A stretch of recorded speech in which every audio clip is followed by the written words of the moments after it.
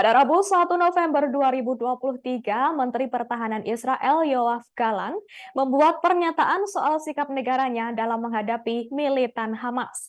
Dilansir dari Al Arabiya News, Yoav Gallant mengatakan bahwa Hamas harus mati atau menyerah tanpa syarat dalam perang yang melibatkan kedua belah pihak di Gaza.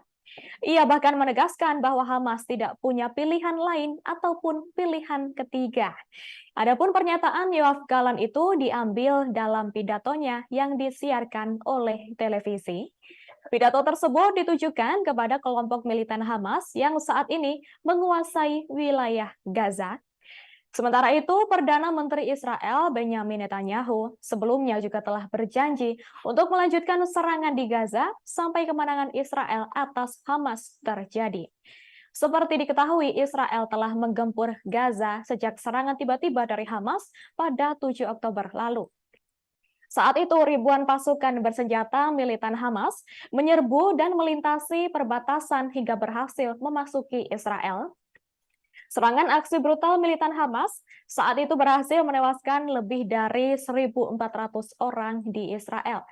Dikabarkan sebagian besar korban tewas di Israel saat itu adalah warga sipil.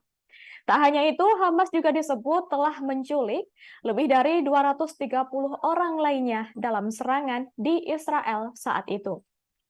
Sementara itu, Kementerian Kesehatan di jalur Gaza yang dikuasai oleh Hamas pada Rabu 1 November mengatakan setidaknya ada 8.805 orang telah tewas di Gaza. Total angka tersebut terhitung sejak perang Hamas dengan Israel yang meletus pada 7 Oktober. Adapun pernyataan Kementerian Kesehatan di Gaza juga mengatakan korban tewas yang terdampak konflik ini termasuk di dalamnya ada 3.648 anak-anak. Sementara setidaknya 22.219 orang juga mengalami luka-luka. Adapun jumlah korban kemanusiaan dalam konflik Israel versus Hamas ini juga telah memicu reaksi global. Pasalnya, kelompok bantuan dan Perserikatan Bangsa-Bangsa atau PBB memperingatkan bahwa waktu hampir habis karena banyak dari 2,4 juta penduduk di wilayah Gaza tersebut tidak memiliki akses terhadap makanan, air, bahan bakar, dan obat-obatan. Hal itu terjadi sejak Israel memutuskan melakukan balas dendam kepada Hamas dengan memblokir seluruh akses kehidupan menuju Gaza.